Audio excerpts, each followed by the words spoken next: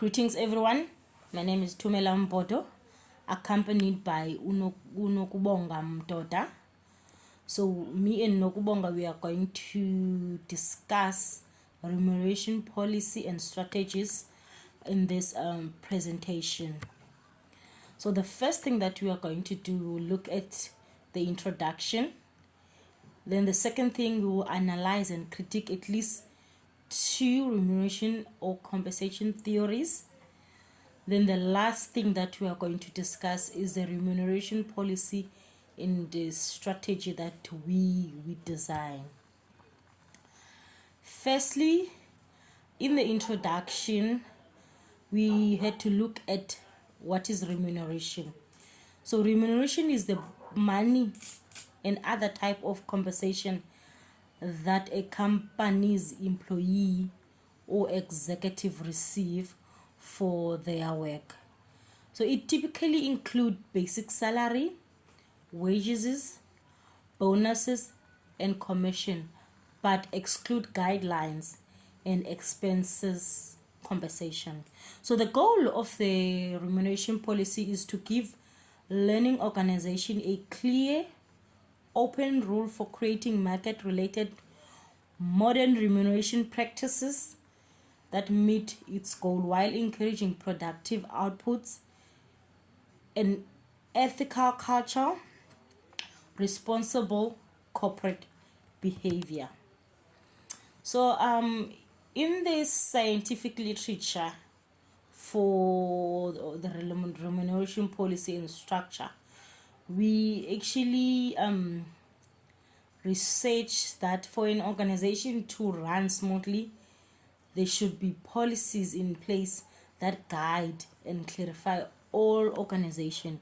So a reward strategy consists of 5 components that work together, so which is to attract, to retain, and to motivate employees. The employee satisfaction and engagement will improve businesses' performance if they are successful. So attracting, retaining, and motivating this talent will become more difficult due to the increased turnover cost, which include the loss of organizational memory, a loss of productivity, intellectual and social capital. So the evolution of remuneration preferences is knowledge worker. All right, so the evolution of remuneration processes of knowledge workers journal, written by Person and Brickman in 2019. So they both indicate that knowledge workers are those who use the theoretical and analytical skills they have learned via formal education to also create new goods and services. So a compensation structure is anchored at a specific level within the market distribution, consisting of pay scales based on the market. So the affordability of an organization and its remuneration determine the degree to which the salary structure is based in the market. So a salary structure is also influenced by the current reality of actual pay distribution. The review of the current levels of the compensation is one of the first steps in creating a compensation structure. Also in this scientific literature, according to Bayes and Howard, written in 2015, so he said that despite of the rules and regulations that are in place in South Africa, the salary executives continue to climb sharply. He indicates that regulations are not enough, as these executives still retain the power to influence board to pay decisions. So our second topic is going to be the remuneration compensation theory.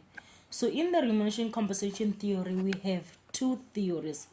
So the first theory that I'm going to discuss is the behavior reinforcement theory.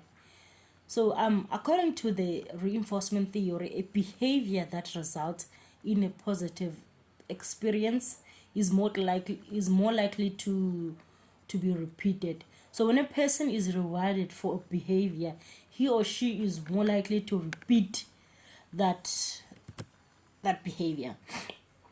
So the positive reaction encourage you to repeat the action because you expected to receive the same reward.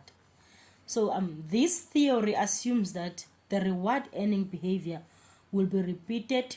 For example, an employee will do the same thing for which he was recognized once for. The second theory is the equity theory. The equity theory, according to Adams' equity theory, is that a worker who feels unfairly treated in terms of rewards will work to make sure or to make things right. So the approach places strong emphasis on the pay balance in the employee compensation. So in this theory, we have to look at the internal equity as well as the external equity. So the internal equity is based on the nature of the work involved. The employee determine whether or not verify pay for different occupation is fair, and that is it. He must believe that pay differences between jobs are actually reasonable. That's the internal equity. Then the external equity is that the employee should believe that their compensation is fair and consistent with what other companies in the same industry pay their employees to perform the similar job. The last thing that we are going to look at is the remuneration policy that we structured.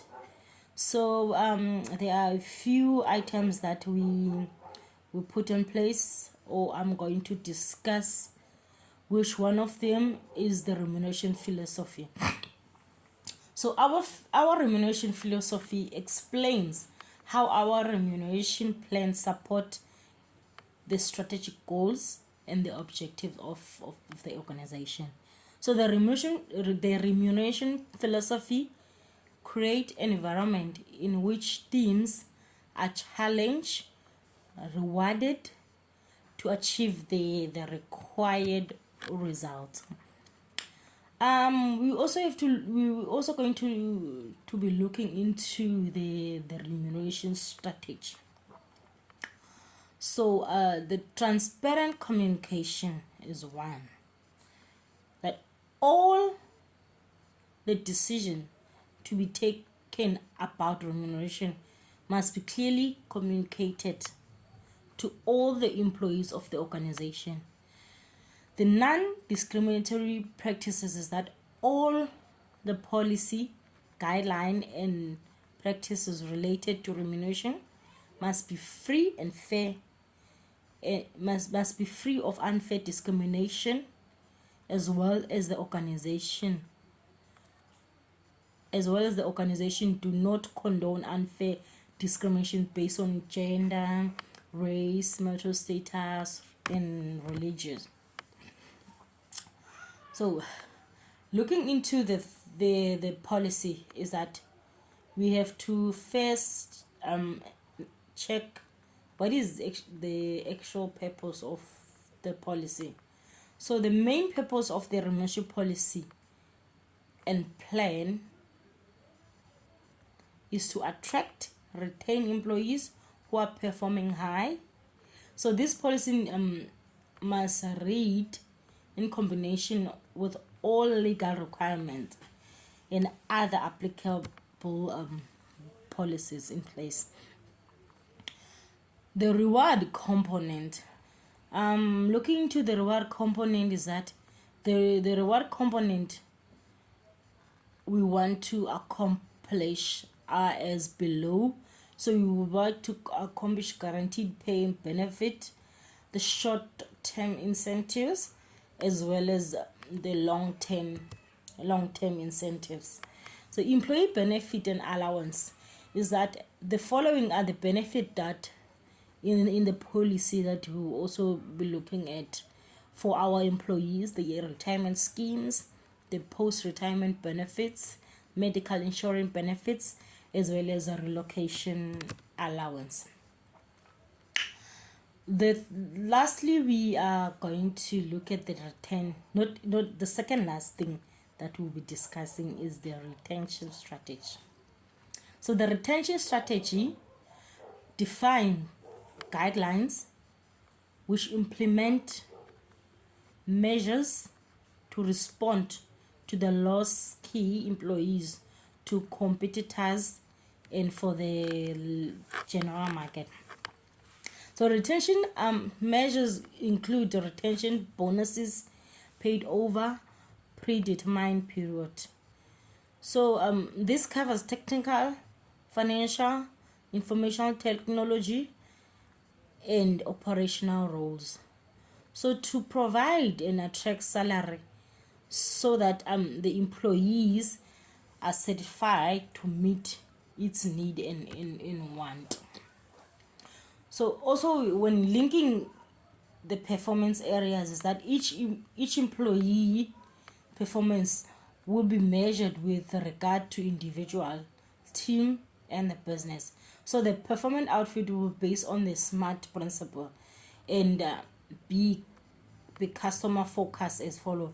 So we'll look at the specific, measurable. So it must be specific, measurable, achievable, relevant, as well as it must be time based. So with all the policies or the remuneration that we have designed for the training learning organization, is that there are legislation that must take place or must be followed. Therefore, we have to look at the remuneration policy and also the legislations. Thank you so much for listening to our presentation.